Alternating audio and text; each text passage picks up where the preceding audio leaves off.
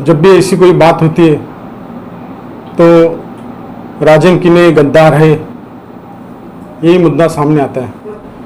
इसमें कहा गया है कि मुख्यमंत्री के उपस्थिति में राजन किने के घर पे ये इसका प्लान किया गया, कट रच गया, बोले ऐसा कहा जा रहा है।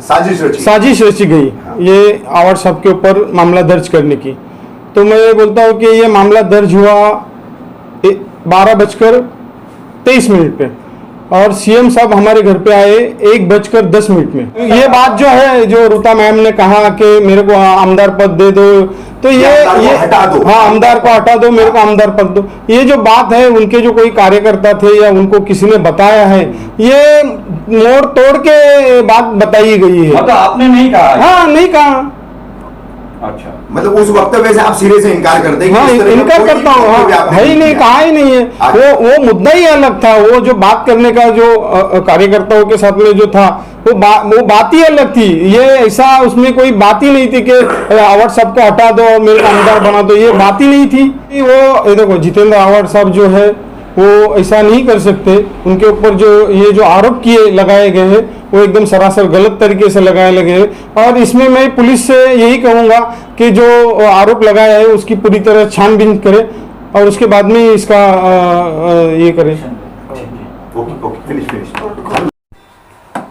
किने साहब, आज आपने प्रेस कॉन्फ्रेंस बुलाई है। जितेंद्र आवाड विधायक जो यहाँ के, उनके ऊपर मॉलेस्टेशन का मामला दर्ज हुआ है, भाजपा की महिला नेता ने कराया है और ये एक साजिश के तहत हुआ है। आपके किसी वक्तव्य को जो है रूता आवाड द्वारा भी जो है मीडिया के सामने कहा गया है।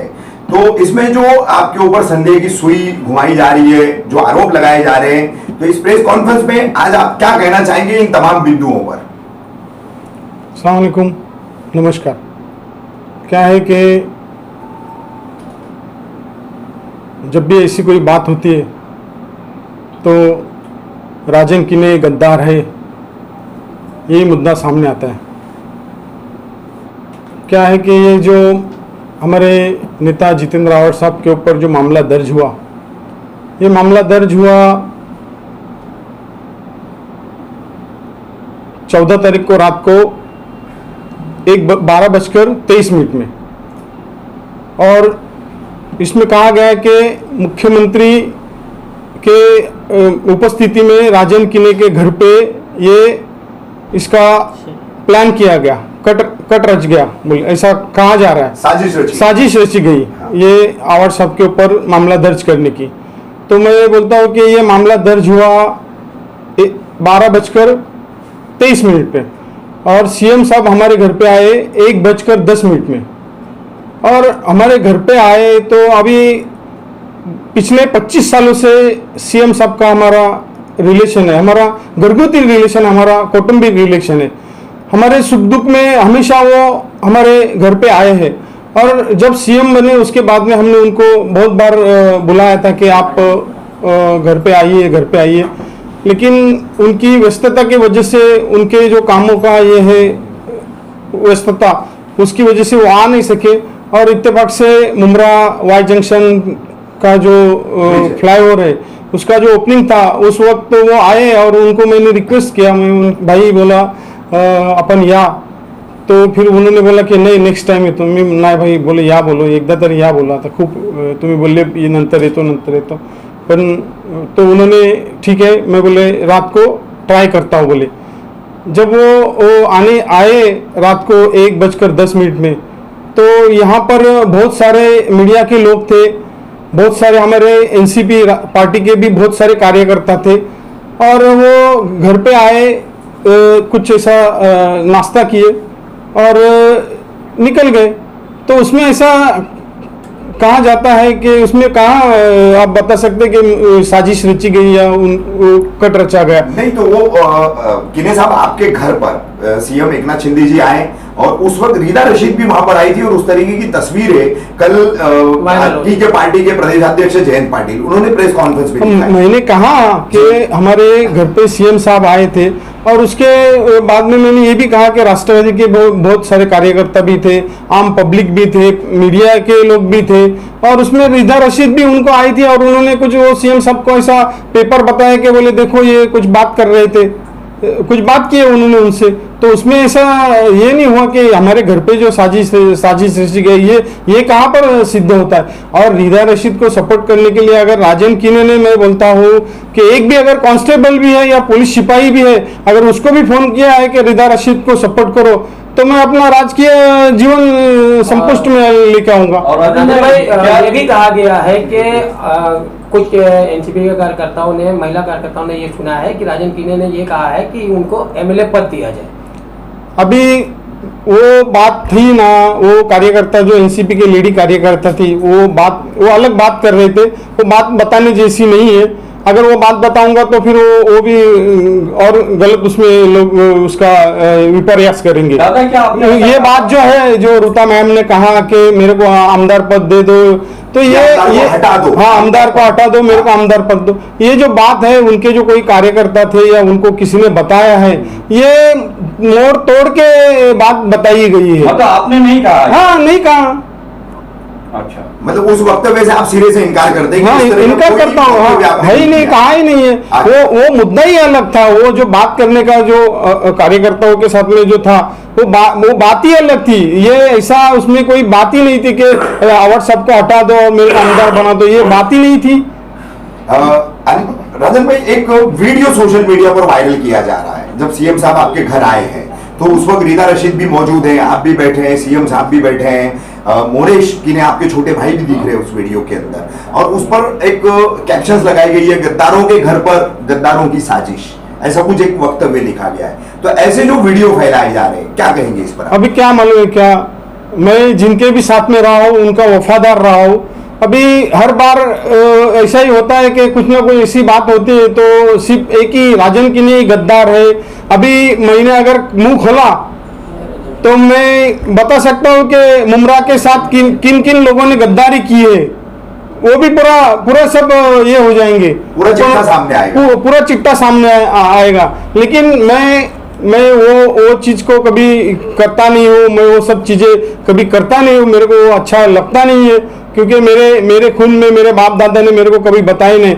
मैं इस भावना से काम करता हूँ कि निष्काम भजने भगवंत जोड़े, और जैसा जयाचा भावार्थ जैसा तयास लाभ तैसा, जो जैसा करेगा वो वैसा ही, जो जैसा बोएगा वो वैसा ही पाने वाला है। उसमें अगर आप अगर सोचेंगे कि मैं अगर गेहूं अगर बो रहा हूं तो मैं चावल निकालूंगा तो वो, या गन्ना निकालूंगा तो वो नहीं है। तुम अगर गेहूं लगाएंगे तो तुमको गेहूं ही आएगा। ये भी देखा गया है कि एनसीपी का जो भी आंदोलन अभी तक हुआ है उसके अंदर आप शामिल नहीं थे, या और भी जो लोग हैं वो शामिल नहीं थे आपके घर के, ऐसे भी कहा जा रहा है। नहीं, हाँ ठीक है ना। अभी क्या होता है कि अभी अनिता तो बाहर ही थी, मैं भी बाहर था। अभी जैसे कि अवार्ड साहब का जब वहाँ पर वर्तक नगर पुलिस स्टेशन में वहाँ पर हमारा मोरेश में मौजूद था, मैं उस दिन नासिक था, अनिता वहाँ गई थी, ऋषिकेश गई थी, वो आज ही सुबह में 3 बजे आई है। और मोरेश तो उसमें था ही, बाकायदा अवार्ड साहब ने उनको पूछा गया था कि राजन किधर है, तो मोरेश ने पूरा उनको बताया था कि क्या है क्या नहीं, वो सारी जानकारी दी। हाँ, सारी जानकारी दी थी। मोरेश्वर जो है नगर सेवक थे, इनके ऑफिस के बाजू में एक बैनर लगाया गया था दीपावली का आप लोगों के तरफ से। उस बैनर को नारेबाजी करते हुए, गद्दार है कहते हुए एनसीपी पार्टी के लोग ही उतारे हैं। आप भी एनसीपी पार्टी से ही हैं और एनसीपी पार्टी के लोग ही उतारे हैं, तो एनसीपी वर्सेस एनसीपी जो है चालू हो गया है, और गद्दार एनसीपी के लोग एनसीपी को ही बोल रहे हैं। अभी वो मैंने कहा था कि जयाचा भावार्थ जैसा, अभी वो उनकी सोची वैसी है तो क्या करेगा।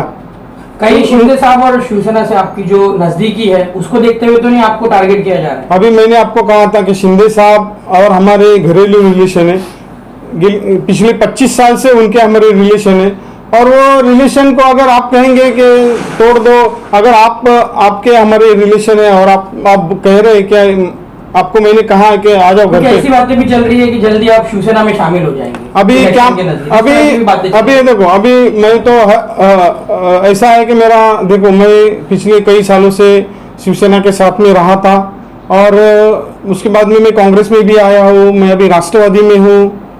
अभी वक्त का तकाजा है, वक्त जैसा मेरे को संदेश देगा उस हिसाब से मैं आगे बढ़ूंगा। रीता रशीद पे परवीन पवार ने मामला दर्ज कराया है, लेकिन उसी परवीन पवार का ये कहना है कि महिला को आगे करके जो नगर सेवक राजनीति कर रहे हैं उनको अपने वार्ड में साड़ी पहनकर घूमना चाहिए। अभी क्या है कि उनको अभी ये बोलते हुए थोड़ा शर्म आना चाहिए, क्योंकि जब उनको नगर सेवक उनकी जो नगर सेविका को लेके चल रहे हैं, उनको दो बार नगर सेवक बनाने के लिए राजन किन्नी ने जद्दोजहद की है और राजन किन्नी ने चुन के लाया है, और उसके बावजूद भी राजन किन्नी के नमक में जो क्या बोलते हैं उसको वफादारी नहीं है ना, इसके लिए वो गद्दारी राजन किन्नी से हमेशा उन्होंने गद्दारी की है। तो गद्दार वो है, गद्दार राजन किन्नी है कि गद्दार वो है, आप इसका फैसला कीजिए। कहना आपका ये है कि आपके खिलाफ जो है जो जितेंद्र अवार्ड जी को भड़काया जाता है, इस तरीके का भी है क्या?